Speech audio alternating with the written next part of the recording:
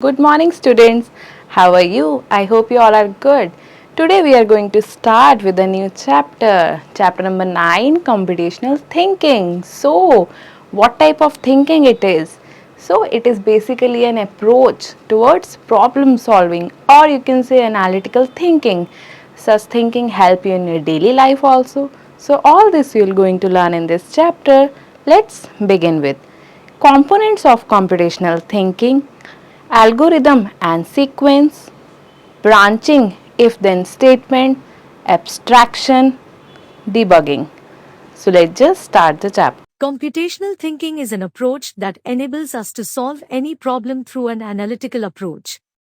It is a problem-solving process that focuses on logical and critical thinking. However, we can apply this approach for problem solving in everyday life. We need this approach when we need to break down a complex problem into parts.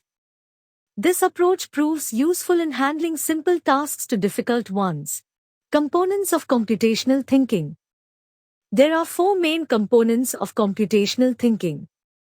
1. Decomposition. Decomposition involves breaking down a problem into a series of small problems. This makes complex problems easier to solve. 2. Pattern recognition. Pattern recognition involves finding similarities by observing patterns or trends. It is a way to solve a new problem based on our past experiences. 3. Abstraction. Abstraction is the process of filtering out the data which is needed from the whole. It focuses on important information and ignore the rest, i.e., the characteristics or patterns that we don't need in order to concentrate on the required data. 4. Algorithms. Algorithms involve developing a list of steps that can be followed to complete a task. Designing an algorithm is an important component of computational thinking. Algorithm and sequence.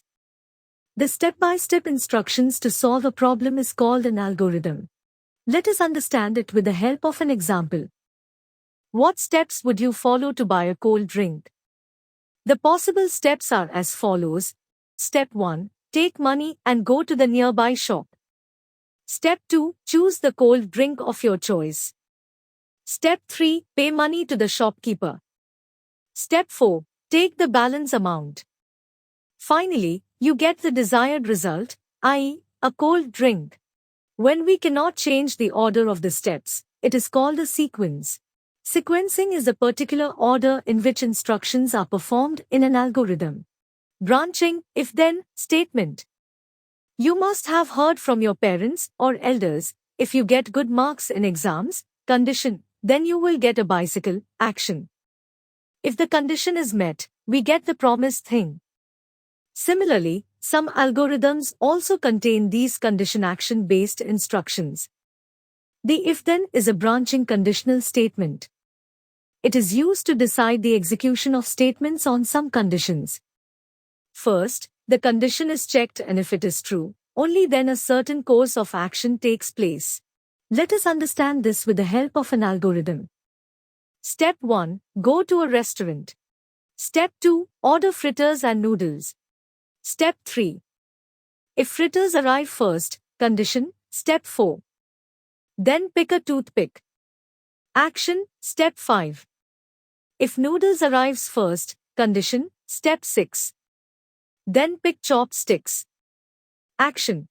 Here, we are instructed to pick a toothpick if fritters arrive before the noodles, and if noodles arrives first, then pick chopsticks.